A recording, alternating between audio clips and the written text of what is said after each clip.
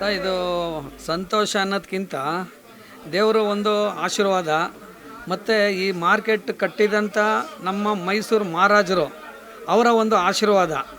ಈ ಒಂದು ಆಶೀರ್ವಾದ ಇರೋವರೆಗೂ ನಮ್ಮಲ್ಲಿ ಇಲ್ಲಿ ಇರೋಂಥ ವರ್ತಕರಿಗಾಗಲಿ ಎಲ್ಲ ಒಂದು ಜನತೆಗಾಗಲಿ ಯಾವುದೂ ಒಂದು ತೊಂದರೆ ಆಗಲ್ಲ. ಯಾಕಂತೇಳಿದ್ರೆ ಈ ತೀರ್ಪು ನಿಜವಾಗ್ಲೂ ಭಾಳ ಒಂದು ಸಂತೋಷ ಕೊಟ್ಟಿದೆ. ಯಾಕಂತ ಹೇಳಿದ್ರೆ ಇಲ್ಲಿ ಸುಮಾರು ಒಂದು 10,000 to 15,000 ಜನ ಇಲ್ಲಿ ಜೀವನ ನಡೀತಾ ಇದೆ. ಆ ಎಲ್ಲರೂ ಅದರಲ್ಲಿ ಒಂದು 90 ಭಾಗ ಎಲ್ಲ ಒಂದು ಬಡವರೇ. ಅವತ್ತು ದುಡ್ದು ಅವತ್ತು ಜೀವನ ಮಾಡೋಂಥವರೇ ಇಲ್ಲಿ ವ್ಯಾಪಾರ ಮಾಡ್ತಾ ಇರೋದು. ಇದು ಒಂದು ದೇವರು ಯಾವುದೇ ಒಂದು ರೂಪದಲ್ಲಿ ನಮಗೆ ಕೈ ಹಿಡಿತಾರೆ ಅನ್ನೋದಕ್ಕೆ ಒಂದು ಭಾಳ ಒಂದು ಉದಾಹರಣೆ. ಯಾಕಂದರೆ ಅಧಿಕಾರಿಗಳು, ಕಾರ್ಪೊರೇಷನ್ ಅವರು ಮತ್ತು ಗೌರ್ಮೆಂಟ್ ಅವರು ಬೇಕಾದಷ್ಟು ಒಂದು ಪ್ರಯತ್ನ ಪಟ್ಟರು. ಬೇರೆ ಬೇರೆ ರೀತಿಯಲ್ಲಿ ಎಲ್ಲ ಒಂದು ಇದು ಡೆಮಾಲಿಷ್ ಮಾಡಬೇಕು ಹಾಗೆ ಅಂತ ಹೇಳಿ ಬೇರೆ ಬೇರೆ ರೀತಿಯೆಲ್ಲ ಒಂದು ಪ್ರಯತ್ನ ಮಾಡಿದ್ರು. ಇದು ಯಾವುದಕ್ಕೂ ಒಂದು ಅವಕಾಶ ಆಗಲಿಲ್ಲ. ಯಾಕಂತೇಳಿದ್ರೆ ಇದರಲ್ಲಿ ಬೇಕಾದಷ್ಟು ನಮ್ಮ ಸಂಘದ ಒಂದು ಅಧ್ಯಕ್ಷರಾದಂಥ ಶ್ರೀ ಮಾಧವಣ್ಣವರು ಭಾಳ ಒಂದು ಶ್ರಮ ಪಟ್ಟಿದ್ದಾರೆ.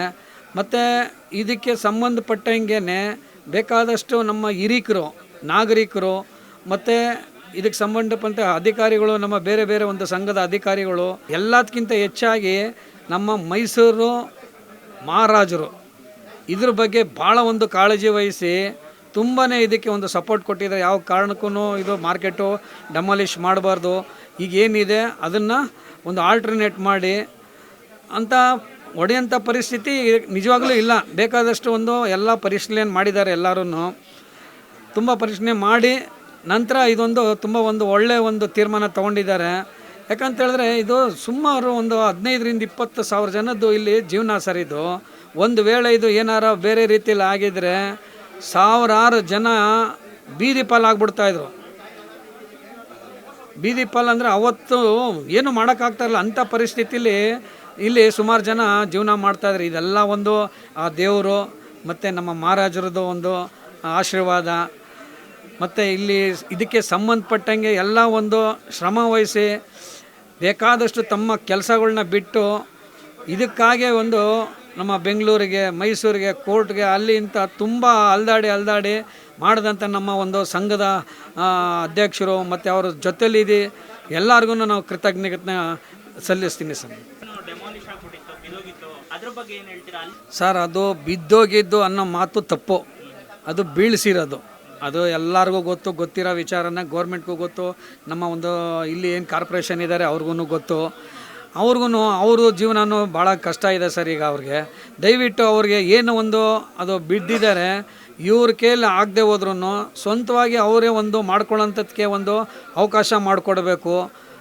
ಅವಕಾಶ ಕೊಟ್ಟು ಅವ್ರಿಗೂ ಒಂದು ಆದಷ್ಟು ಬೇಗ ಒಂದು ಮಳಿಗೆಗಳನ್ನ ಕಟ್ಟಿ ಅವ್ರಿಗೂ ಜೀವನ ಮಾಡೋಂಥ ಒಂದು ಅವಕಾಶ ಮಾಡಿಕೊಡ್ಬೇಕು ಅಂತ ನಮ್ಮ ಸರ್ಕಾರಕ್ಕೆ ಮನವಿ ಮಾಡ್ಕೋತೀನಿ ಸರ್ ನಾನು. ಅದೇ ಸುಪ್ರೀಂ ಕೋರ್ಟ್ ಆರ್ಡ್ರು ನಮಗೆ ಭಾಳ ಸಮಾಧಾನ ತಂದಿದೆ.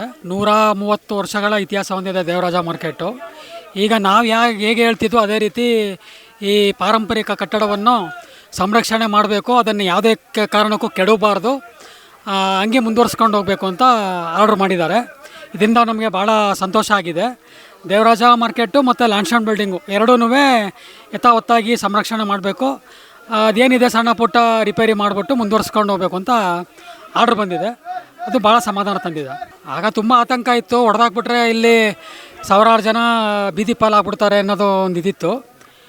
ಅದು ಈಗ ಸುಪ್ರೀಂ ಕೋರ್ಟ್ ಆರ್ಡ್ರಿಂದ ನಮಗೆ ಅದು ಆತಂಕ ಏನಿದೆ ಅದು ಆತಂಕ ಇಲ್ಲ. ಈಗ ಸಣ್ಣ ಪುಟ್ಟ ರಿಪೇರಿಗಳು ಮಾಡಿಸ್ಕೊಂಡು ಈಗ ಮೇಲ್ಗಡೆ ತರಕಾರಿ ಬ್ಲಾಕಲ್ಲಿ ಏನಿದೆ ಅದು ಬಿದ್ದೋಗಿದೆಯಲ್ಲ ಸರ್, ಅದು ಬಿದ್ದೋಗಿರೋದು ಬೀಳಿಸಿರೋದು ಒಟ್ಟಿನಲ್ಲಿ ಅಲ್ಲಿ ಮೇಲ್ಗಡೆ ಇದೆಯಲ್ಲ ಅದು ಗೇಟು, ಅದನ್ನು ಸರ್ ಮಾಡಿಬಿಟ್ಟು ಒಂದು ಸುಮಾರು ಅಂಗಡಿಗಳೆಲ್ಲ ಬಿದ್ದೋಗಿದೆ. ಅದನ್ನು ಮತ್ತೆ ಕಟ್ಕೊಟ್ಟು ಆಮೇಲೆ ಅದೆಲ್ಲ ಚಾಪ್ ಮಾಡಿದ್ದಾರೆ ಕೆಲವು ಆ ಕಡೆ ತರಕಾರಿಲೆಲ್ಲ. ಅದು ಕೆತ್ತಿದ್ಬಿಟ್ಟು ಅದನ್ನು ಸಂರಕ್ಷಣೆ ಮಾಡಬೇಕು ಅಂದ್ಬಿಟ್ಟು ಅರ್ಧಂಬರ್ಧ ಬಿಟ್ಟಿದ್ದಾರೆ. ಅದೊಂದು ಸ್ವಲ್ಪ ರಿಪೇರಿ ಮಾಡಿಬಿಟ್ರೆ ಪೂರ್ತಿ ಎಲ್ಲ ನೀಟಾಗುತ್ತೆ. ಮತ್ತು ಸಣ್ಣ ಪುಟ್ಟ ಲೋಪಗಳು, ದೋಷಗಳು ಏನೇನಿದೆ ಅದನ್ನೆಲ್ಲ ರಿಪೇರಿ ಮಾಡಿಬಿಟ್ಟು ಮತ್ತೆ ಅದನ್ನು ಮುಂದುವರ್ಸ್ಕೊಂಡು ಹೋಗ್ಬೋದು, ಏನು ತೊಂದರೆ ಇಲ್ಲ. ಇದು ಮಾರ್ಕೆಟು ಪಾರಂಪರಿಕ ಕಟ್ಟಡ, ಹೆರಿಟೇಜ್ ಬಿಲ್ಡಿಂಗು. ಈ ಹೆರಿಟೇಜ್ ಬಿಲ್ಡನ್ನ ರೆಸ್ಟೋರ್ ಮಾಡಬೇಕು, ಉಳಿಸ್ಬೇಕು ಅನ್ನೋದು ಎಲ್ಲರ ಉದ್ದೇಶ. ಆದ್ದರಿಂದ ಇವರು ಕುತಂತ್ರಿ ಮಾಡಿದರೆ ರಾಜ್ಯ ಸರ್ಕಾರದವರು, ನಗರ ಪಾಲಿಕೆ ಆಡಳಿತದವರು ಈ ಮಾರ್ಕೆಟನ್ನು ಹೊಡೆದ್ಬಿಟ್ರೆ ಹೊಸದಾಗಿ ಮಲ್ಟಿ ಸ್ಟೋರಿ ಕಟ್ಟಿದರೆ ಅದರಿಂದ ಏನಾದ್ರು ಆ ಒಂದು ಕಮಿಷನ್ ತಿನ್ಬೋದು ಅಂದ್ಬಿಟ್ಟಿದ್ದಾನೆ. ಇವರು ಭಾಳ ಉದ್ದೇಶ ಮಾಡಿದ್ದಾನೆ. ಮೊದಲೇ ಒಂದು ಮಾರ್ಕೆಟ್ನ ದುರಸ್ತಿ ಮಾಡೋಕ್ಕೋಸ್ಕರ ಈಗ 10 ವರ್ಷದಿಂದ ಅದನ್ನು ಕೊಟ್ಟಿದ್ದರು.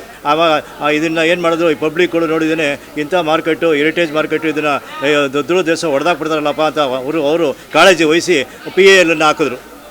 PAL ಹಾಕಿದಾಗ ಇಲ್ಲಿ ಹೈಕೋರ್ಟಲ್ಲಿ PAL ಹಾಕಿದಾಗ PAL ವಜಾ ಆಗೋಯ್ತು. ಯಾಕಂದರೆ ಮಾರ್ಕೆಟನ್ನು ವಜಾ ಆಗ್ಬಿಟ್ಟ ತಕ್ಷಣ ಹೊಡಿಬೇಕು ಅಂತ ಕಾರಣ ಮಾಡಿದರೆ ಹಳೆಯದು ಅಂತ ವಜಾ ಆಗೋಯ್ತು. ಅದನ್ನು ಇನ್ನೂ ದೊಡ್ಡ ಎಲ್ಲ ಸೇರ್ಕೊಂಡಿದ್ದೇನೆ. ಇದು ಅನಾನುಕೂಲ ಆಗಿದೆ, ಅನಾನುಕೂಲ ಆಗಿದೆ, ಸರಿ ಇಲ್ಲ. ಇದು ಏನೋ ದುರುದ್ದೇಶವಾಗಿ ಅದು ಅಂದರೆ ಸುಪ್ರೀಂ ಕೋರ್ಟಿಗೆ ಅಪೀಲ್ ಹೋದರು. ಸುಪ್ರೀಂ ಕೋರ್ಟ್ಗೆ ಅವರು ಸ್ವಲ್ಪ ದುಡ್ಡು ಸೇರಿಸ್ಕೊಂಡಿದ್ದಾನೆ. ಪಬ್ಲಿಕ್ಕು ಸುಪ್ರೀಂ ಕೋರ್ಟ್ ಅಪೀಲ್ ಹೋಗಿದ್ದಾನೆ. ಸುಪ್ರೀಂ ಕೋರ್ಟಲ್ಲಿ ಇದನ್ನು ಉಳಿಸ್ಬೇಕು, ಪಾರಂಪರಿಕ ಕಟ್ಟಡ, ಇದನ್ನು ಪುನರುಜ್ಜೀವನ ಮಾಡಿದ್ದಾನೆ. ಮುಂದಿನ ಪೀಳಿಗೆಗೆ ಇದಿರಬೇಕು ಮಾರ್ಕೆಟು, ಇದು ಮತ್ತು ನ್ಯಾಷನಲ್ ಬಿಲ್ಡಿಂಗ್ 2 ಅಂತ ಆರ್ಡರ್ ಆಗಿದೆ. ದೇವ್ರ ದಯೆಯಿಂದ ಎಲ್ಲ ಮಾರ್ಕೆಟ್ ಉಳ್ಕೊಳ್ಳೋ ಬಂದಿದೆ. ಈಗ ಅವರು ಮಾರ್ಕೆಟು ಈ ದುಸ್ಥಿತಿಗೆ ತಂದಿರೋಕ್ಕೆ ಇವರೇ ಕಾರಣ. ಸುಮಾರು 30-40 ವರ್ಷದಿಂದ ಈ ಮಾರ್ಕೆಟ್ಗೆ ಯಾವ ಸಣ್ಣ ಪುಟ್ಟ ದುರಸ್ತಿನೂ ಮಾಡದೆ ಬೇಕು ಬಿಡಲಿ ಅಂತಲೇ ದುರುದ್ದೇಶವಾಗಿ ಇವರು ಮಾಡ್ಕೊಂಡಿದ್ರು ಕಾರ್ಪೊರೇಷನ್ ಅವರು. ಆದ್ದರಿಂದ ಈಗ ಮೇಲ್ಗಡೆ ಸ್ವಲ್ಪ ಅದು ಬಿದ್ದ ತಕ್ಷಣ ಇವರು ಇದನ್ನು ಬುಲ್ಡೋಜರ್ ತಂದಿದ್ದಾನೆ. ಅಕ್ಕಪಕ್ಕ ಅಂಗಡಿಗಳೆಲ್ಲ ಹೊಡೆದಾಕ್ಬಿಟ್ರು ಬೇಕು ಅಂತಲೇ. ಹೊಡೆದ್ಬಿಟ್ಟಿದ್ದಾನೆ, ಮೈದಾನ ಮಾಡಿಬಿಟ್ರದನ್ನು. ಈಗ ತಕ್ಷಣದಿಂದ ಅವರು ಈಗ ಇದನ್ನು ಕಾಪಾಡಬೇಕು, ಇದನ್ನು ಪುನರುಜ್ಜೀವನ ಮಾಡಬೇಕು ಅಂತ ಕೋರ್ಟಿಂದ ಆರ್ಡರ್ ಆಗಿದೆ. ತಕ್ಷಣ ಅದನ್ನು ದುರಸ್ತಿ ಮಾಡಿದ್ದಾನೆ, ಅದನ್ನು ಕಟ್ಟಿಸಿದ್ದಾನೆ. ಗೇಟನ್ನು ಮೊದಲೇ ಅಂಗಡಿ ಇತ್ತು ಅದೇ ಥರ ಪಾರಂಪರಿಕವಾಗಿ ಮಾರ್ಕೆಟ್ನ ಉಳಿಸಿದ್ದಾನೆ.